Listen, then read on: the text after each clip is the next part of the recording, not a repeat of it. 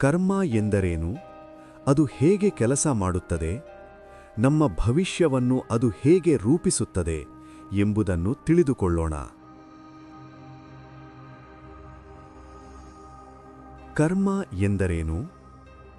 ಕರ್ಮ ಎಂಬ ಪದದ ಅರ್ಥ ಕ್ರಿಯೆ.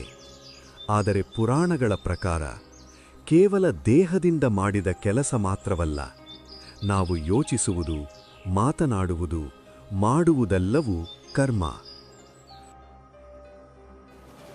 ವಿಷ್ಣು ಪುರಾಣದಲ್ಲಿ ಕರ್ಮವನ್ನು 3 ಭಾಗಗಳಾಗಿ ವಿವರಿಸಲಾಗಿದೆ. 1. ಸಂಚಿತ ಕರ್ಮ, ಹಿಂದಿನ ಅನೇಕ ಜನ್ಮಗಳಲ್ಲಿ ಮಾಡಿದ ಎಲ್ಲಾ ಕರ್ಮಗಳ ಸಂಗ್ರಹ. 2.